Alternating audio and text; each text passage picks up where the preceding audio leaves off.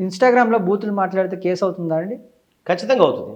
ఉమ్, absentee కింద పెట్టచ్చు, complaint ఇవ్వచ్చు. మీకు ఒక విషయం తెలుసా, ఈ మధ్య ఏఏలో ఒక అమ్మాయి మాట్లాడతా కొన్ని జోకులు వేసింది, వాడు ఇందులో పెట్టాడు అందులో పెట్టాడు అని చెప్పి. ఉమ్, దాని మీద కంప్లైంట్ ఇచ్చాను. ఒక ఏఏతో కూడిన వీడియోలు వల్గారిటీ ఉన్నాయి.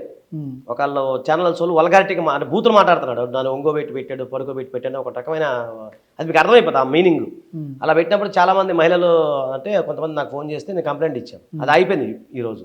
సో నేనేమన్నా ఇన్స్టాగ్రామ్లో బూతులు మాట్లాడినా, బూతులు అంటే అంటే వల్గారిటీకి సంబంధించిన బూతులు, ఒకరిని ఉద్దేశించారే ఎవరో ఏదో బూతులు మాట్లాడుతుంటారు, ఎల్ కారం ఎల్ అవన్నీ వాడుతూ ఉంటారు. అలాంటిది ఇట్లా ప్రత్యేకంగా ఒకరిని చూస్ చేసి మాట్లాడినా, ముందుగా ముఖ్యంగా మహిళలతో చూస్ చేసి మాట్లాడినా, ఓకేనా. సో ఎవరైనా సరే సూటిగా నువ్వు ఇట్లాంటి అని చెప్పి ఇండైరెక్ట్గా తగిలినట్టు పెట్టినా ఏంటి, తర్వాత బ్యాడ్ కామెంట్స్ పెట్టినా, గుర్తుపెట్టి మహిళలకు కనుక బ్యాడ్ కామెంట్స్ పెడితే నీ పని ఒకటే. ఆమె కనుక కంప్లైంట్ ఇస్తే బ్యాడ్ కామెంట్ పెట్టినా, అలా వ్యక్తిగత విషయాలు దూషించినా, లేదా కులాన్ని దూషించినా, మతాన్ని దూషించినా, ఆడి ప్రాంతాన్ని దూషించినా, ఇవన్నీ కూడా రైట్ టు ప్రైవసీ కింద వస్తాయి.